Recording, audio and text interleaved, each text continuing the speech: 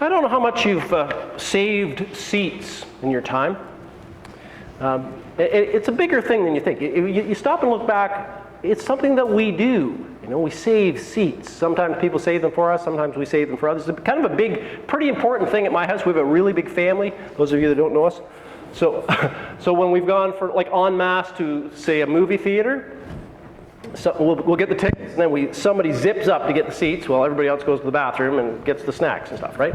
So then you got the seats held. Same thing happens usually at graduations, like elementary school, high school. We'll send a 4-team and an advanced team. An advanced team of a couple of people, because we know we want to get some good seats, by golly, near the front, and we need pretty much a whole row. So people kind of post on the ends, much to the annoyance of others, I'm pretty sure. And then we come and fill it in closer to the hour. And it might be with you. It might be at Tim Hortons. You know, a couple of you go to Tim's, and one goes into line to get the grub, and the other one finds one of those coveted seats in the seating area, and you save yourself a seat. Airplanes nowadays, you can save your seat in advance online. Costs you a little bit extra. You can decide where you want to sit on the plane. Now, what we don't see a lot of, and maybe it's too bad, is that, well, not really. People aren't really saving their seats in church as much as they used to. Used to be you had your pew, you know. This is all pew. Please do not sit here. And they would kind of save that place. And fortunately, we've got away from that. Although there was a story in early July, I don't know if you heard about this, where it was at a Latter-day Saints assembly in Utah. So it's the Mormon church. And there was some big event that day. It was a dedication of a child or something. A lot of people some people tried to save the seat, and they got into a fight in church. And it carried right out into the parking lot, where there was apparently people punching people out. Somebody tried to run over somebody with a car, and the one guy got arrested for assault. So we haven't had that problem yet, which, you know, good, bad, or whatever.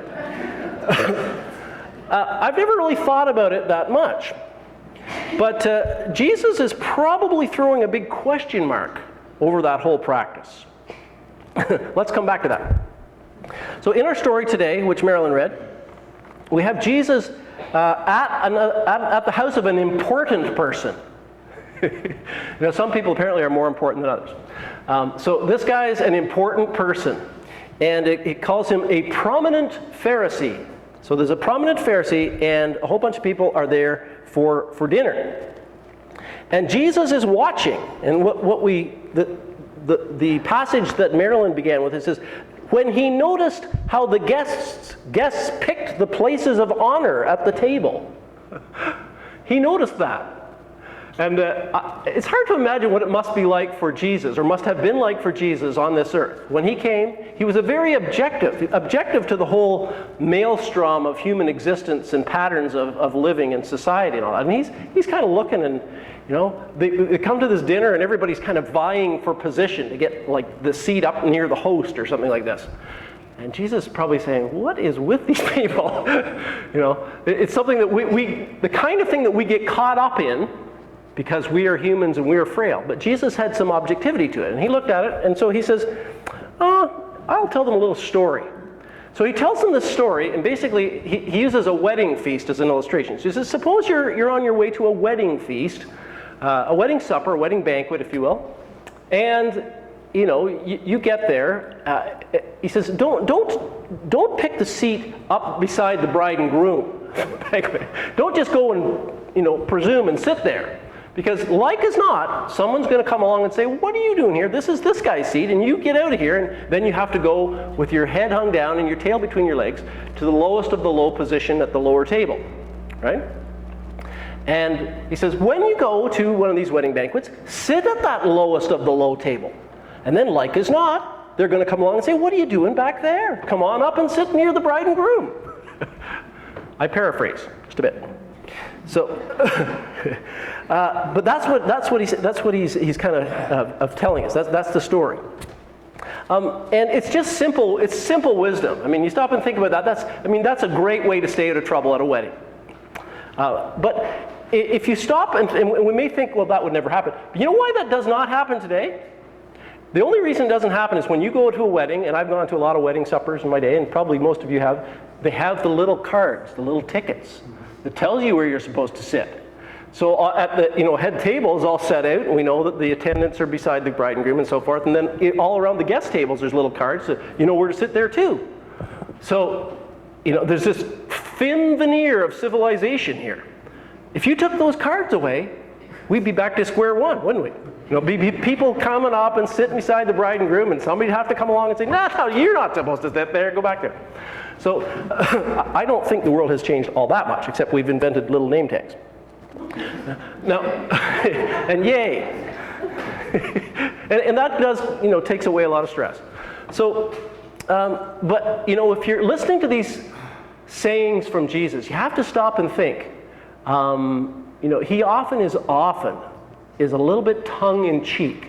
Should we really be looking at the world in this light? Should we be thinking, I better not go sit up by the bride and groom because they might make me go sit at the lower seat. I should be wise because Jesus said not to do that. So, and I think I'll go sit at the lower seat because Jesus says if I do that, probably I'll get to sit at the high seat. Is that a very good attitude for us to have? No, not really. So really, that's not really what Jesus is really saying. He's talking about attitude and about humble hearts and about the way we approach the world and the way we approach other people. And so he finishes it all off with verse 11 here. And this is the classic. This is the punchline to this part. For everyone who exalts himself will be humbled, and he who humbles himself will be exalted. So Jesus, this is a proverb actually. It's from the book of Proverbs, and Jesus says it. He says it elsewhere, and it's echoed elsewhere in the New Testament. So it's a pretty big saying, an important principle. I call it the first law of heaven's hospitality. Okay, if for everyone who exalts himself will be humbled, and the one who humbles himself will be exalted. It's an absolute. It's a universal absolute. And if not in this world, then come Judgment Day. It will surely be the case. So for starters, in terms of, I'm using the word heaven's hospitality. So say if we come knocking on the doors of heaven and looking for some kind of hospitality, if we come humbly, basically we get to put on like the 5th floor. And if we come kind of arrogantly, we go to the sub-basement level for a while. Okay? This is a universal absolute. For starters, it's how God always responds to us. This is how it works between you and your Maker. If you come humbly, you get exalted. If you come arrogantly, if you exalt yourself, you will be abased. You will be lowered. And that's the way our relationship with God ongoingly works. So if you have a relationship with God, for instance, if you've met God through Christ, if you've experienced the grace of God and the forgiveness of God through Jesus Christ in your heart and life, it's because at some point, somehow you came humbly. You said, you know what, I need help here. I could use something. My life's just not going the way I kind of hoped and wished it would. And I see something's wrong. There's something askew. And I need some grace or forgiveness or help or strength in time of need. I don't know what it is I need, but I need something. And when you come like that to God, God's like, you got it. He loves that kind of perspective and attitude. But if we come and saying, well, God, I don't think, you're always giving me a hard time. And that really doesn't get anywhere with him a whole lot. But he'll accept it. He'll listen. But when we come arrogantly and kind of shaking our fist and, he lets us go on our merry way and suffer a little bit longer before he will, bring us to that point where we get to that point where we're humble enough to come to him with meek and needing hearts, and he will pour his grace into our lives. We will be exalted, a.k.a. Otherwise known as. So that's how God always responds to us. And that's how, not just how we start in the Christian faith, it's how we continue in it. So if you want to grow as a Christian, it's a day-to-day thing. This verse basically tells me the story of my life. I find it's a story of exalting myself and getting knocked down a few pegs, and then by God's grace humbling myself a little bit, coming desperately before the throne, and getting his love and protection and help and wisdom. That's the way it works. And so if you want to grow as a Christian, you have to keep humbly going back to the throne daily, probably hourly. Say, please, I need help with this. I'm not sure what, I'm just inclined to do this, and I don't want to do that anymore. Need mercy. Okay? So the other thing, point 2, is this is how the whole universe is set up by God.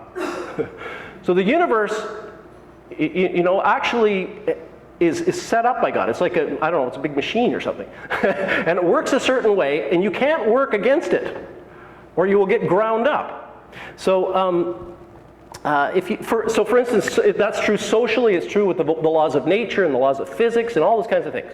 So socially, for instance, if you are someone who's pretty full of yourself, you exalt yourself, you think you're all that, and you may do well. You may make a lot of money. You may have a great business. You may have a great position. You may get elected. But you know what? If you really are that full of yourself, you won't have a lot of friends. Because people really don't want to spend a whole lot of time with you. So really, underneath it all, you've been abased. You've been, you've exalted yourself. But what do you say? You've been humbled in a sense because you don't have what you really want, what you really need, which is love around you and community around you and neighbors and friends and affection and all those kinds of good things that make you happy. Conversely, you may not have all that great stuff that the world values, but you're open to other people, you're gracious with other people when you encounter them, you love people a lot, and you don't think you're any better than then you got all kinds of friends. You've been exalted. You have affection. You have joy in your heart. It's just the way it is. And the laws of physics. Some young fellows think that they can do whatever they want with a car, and they can drive 130 miles an hour wherever they want to go until they reach a curve. And the laws of physics say this isn't going to go very well. Won't come back from Dead Man's Curve. Anybody remember that song? Just me. Okay. I mean, it's physics. You're up against it. And I actually have an example this week of how I got up against the laws of physics and didn't do so well. So, as you may have heard, I was on a canoe trip last week. And so we got home on Sunday, and on Monday I started taking the canoes back to the people who graciously had lent them to me.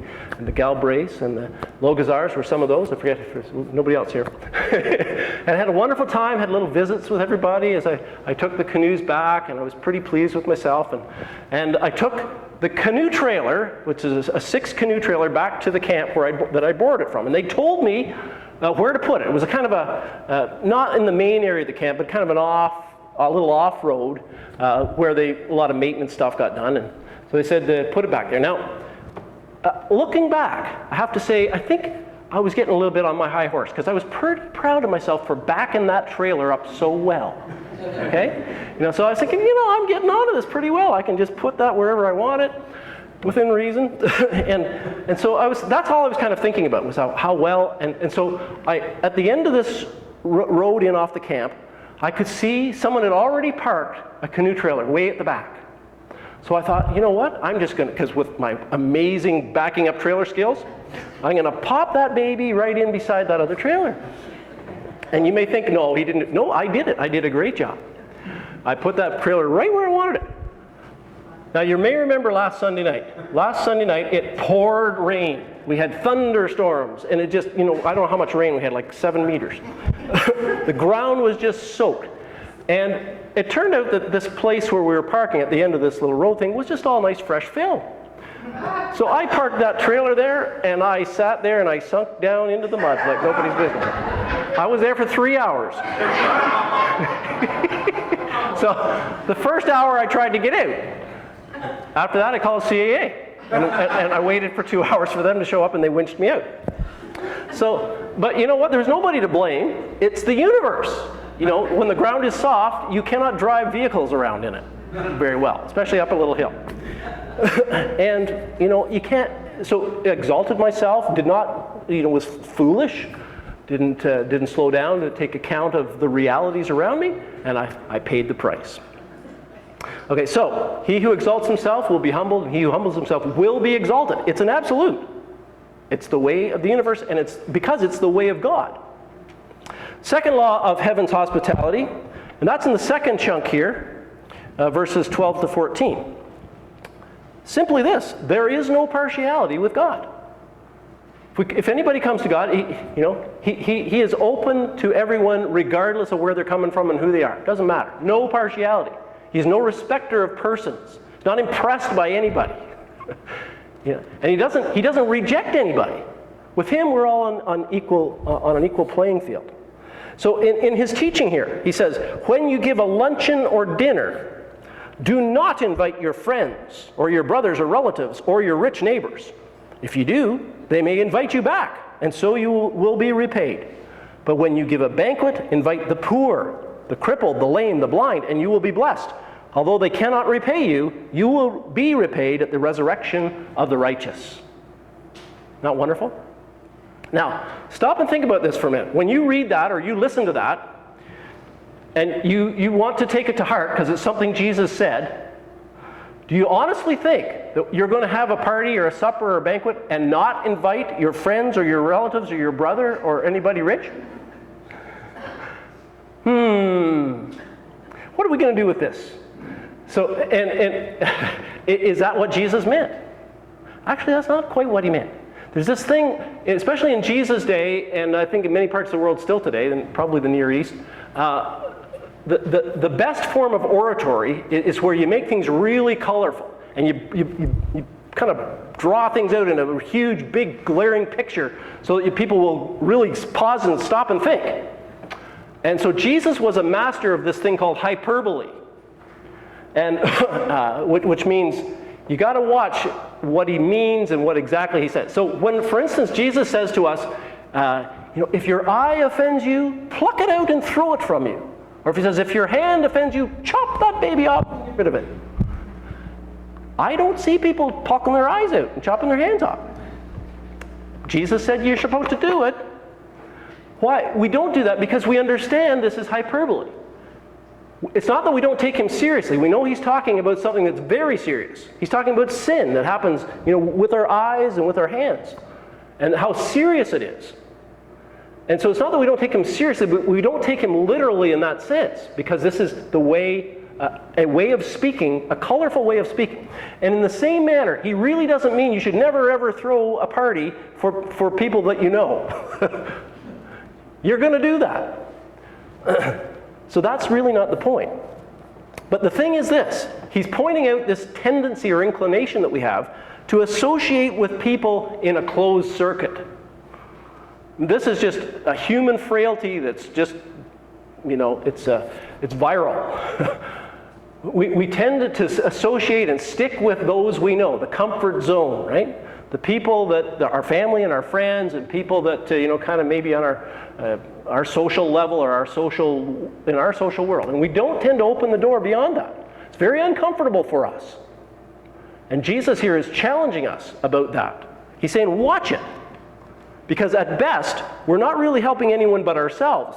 Because, as he says, if you do that, if you invite all those people you know that are rich and they're your brother and so on, you better watch it. They may invite you back.